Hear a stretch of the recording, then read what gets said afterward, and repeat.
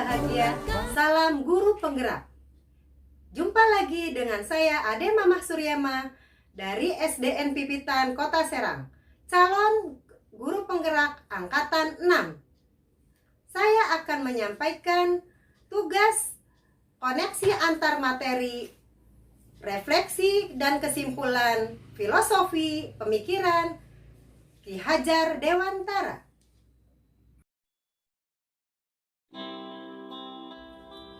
Baik, saya akan menyimpulkan pemikiran Ki Hajar Dewantara dengan beberapa pertanyaan. Yang pertama, apa yang Anda percaya tentang murid dan pembelajaran di kelas sebelum Anda mempelajari modul 1.1? Yang kedua, apa yang berubah dari pemikiran atau perilaku Anda setelah mempelajari modul ini? Pertanyaan yang ketiga, apa yang dapat segera Anda terapkan lebih baik agar kelas Anda mencerminkan pemikiran Ki Hajar Dewantara? Pendidikan adalah tempat persemaian benih-benih kebudayaan dalam masyarakat. Ki Hajar Dewantara memiliki keyakinan bahwa untuk menciptakan manusia Indonesia yang beradab, maka pendidikan menjadi salah satu kunci utama untuk mencapainya. Pendidikan juga dapat menjadi ruang berlatih, bertumbuhnya nilai-nilai kemanusiaan yang dapat diteruskan dan diwariskan.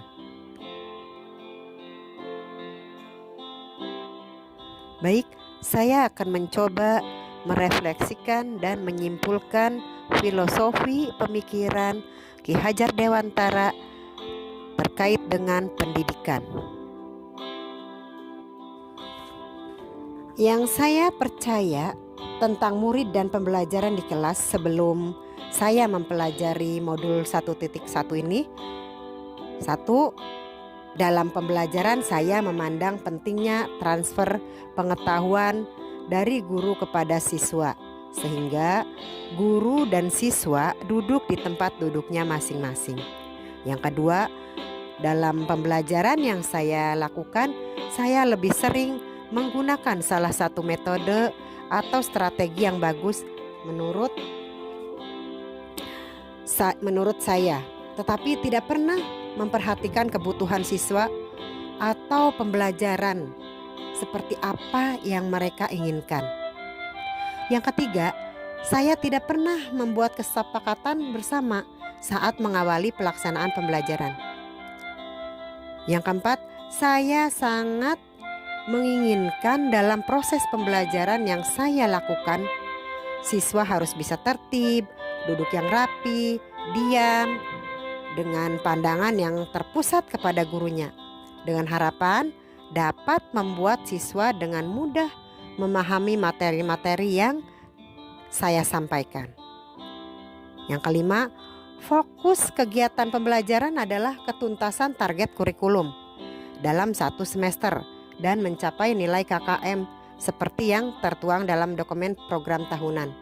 Mengutamakan ketuntasan kurikulum merupakan hal yang penting dengan tercapainya standar angka-angka yang tinggi. Hasil akhir dalam pembelajaran diharapkan anak mampu mengerjakan ujian dan tugas dengan benar yang bersifat kompetensi pengetahuan saja. Pertanyaan pemantik yang kedua adalah, apa yang berubah dari pemikiran atau perilaku saya setelah mempelajari modul ini? Hal yang berubah dari pemikiran atau perilaku saya setelah mempelajari modul ini adalah terjadinya perubahan dalam pola pikir saya terhadap siswa dan pembelajaran dengan beberapa strategi. Yang pertama, siswa seharusnya diposisikan sebagai subjek pendidikan yang memegang peranan penting terhadap jalannya pembelajaran. Guru sebagai fasilitator yang mengarahkan siswa belajar sesuai potensi, minat, bakat, dan cara belajarnya. Pembelajaran hendaknya dilaksanakan dengan cara among, yakni menuntun potensi anak berdasarkan budaya. Yang kedua, pembelajaran dilaksanakan bukan dengan tuntutan kepada anak, tetapi dengan memberikan tuntunan. dan kebebasan kepada anak untuk belajar sesuai kebutuhannya dengan bimbingan guru sehingga tercipta kemerdekaan belajar. Pencapaian kurikulum harus dicapai tanpa membatasi kemerdekaan belajar siswa. Sebaiknya kita sebagai guru harus melakukan asesmen diagnostik awal untuk mengetahui kebutuhan siswa, profil siswa, gaya belajar siswa, metode belajar seperti apa yang mereka inginkan. Sehingga kita sebagai guru dapat merancang pembelajaran yang tepat dan sesuai dengan yang dibutuhkan siswa.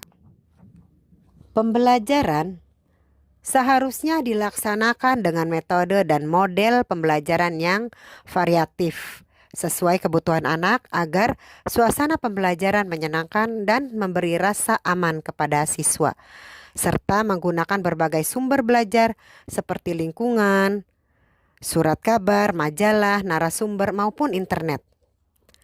Proses pembelajaran dilaksanakan untuk mengembangkan semua potensi anak, baik budi pekerti, pikiran maupun tubuhnya agar menjadi anak yang selamat dan bahagia. Sebagai guru, saya harus memberikan keteladanan kepada siswa dalam hal sikap, penampilan, kemandirian, gotong royong, dan kolaborasi dalam menyelesaikan masalah.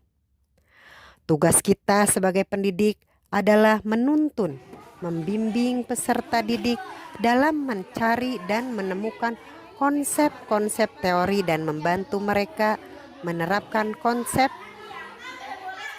dan teori yang sudah mereka pelajari dalam kehidupannya, sehingga anak-anak atau peserta didik tidak kehilangan arah dan membahayakan hidupnya. Membuat kesepakatan pembelajaran di awal agar anak belajar bertanggung jawab. Yang ketiga, apa yang bisa segera saya terapkan lebih baik agar kelas saya mencerminkan pemikiran Ki Hajar Dewantara. Sebagai pendidik, saya harus bisa menjadi tauladan, bersikap dan berpenampilan yang baik, mampu memberi semangat serta memberi dorongan dalam menanamkan pendidikan karakter.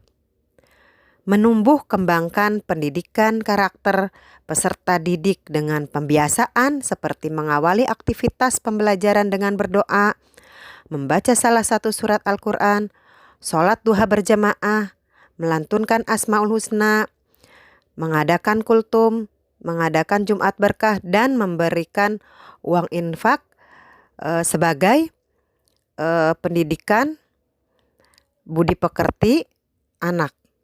Saling menghargai pendapat ketika berdiskusi, memberikan kata-kata positif untuk teman sebangku atau sekelas, memberikan pujian, menyampaikan permohonan maaf jika melakukan kesalahan, baik disengaja maupun tidak disengaja, dan terakhir, membudayakan budaya lokal untuk mentransformasikan pendidikan karakter peserta didik.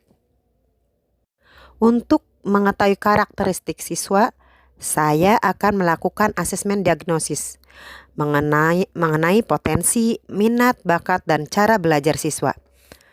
Dalam pembelajaran, saya akan lebih banyak memposisikan diri sebagai fasilitator yang mengarahkan anak mengembangkan potensi dirinya dengan memberikan berbagai sumber belajar dan cara belajar yang beragam. Siswa juga akan lebih sering diajak berkomunikasi tentang keinginannya dalam pembelajaran, hambatan yang ditemui, dan mendiskusikan cara mengatasi hambatan tersebut. Baik, sebagai kesimpulan dari filosofi pemikiran Ki Hajar Dewantara mengenai pendidikan yang saya garis bawahi ada 6. Yang pertama, menuntun, bahwa seorang guru itu harus dapat menuntun atau menjadi among yang mengasah, mengasih, dan mengasuh. Yang kedua, pendidikan harus mempertimbangkan kodrat alam dan kodrat zaman. Kodrat anak adalah merdeka dan bermain. Yang ketiga, berhamba kepada siswa. Artinya pendidikan harus berpihak kepada siswa. Yang keempat, bukan tabula rasa. Artinya anak lahir bukan kertas kosong yang bisa diisi oleh orang dewasa sesuai kehendaknya. Anak sudah membawa garis-garis dan coretannya masing-masing. Tugas guru hanya menebalkan garis yang baik-baiknya. Yang kelima, yaitu budi pekerti. Pendidikan itu adalah benih-benih kebudayaan yang dapat mengantarkan murid pada budi pekerti, olah cipta, olah rasa, olah karsa, dan olahraga yang luhur.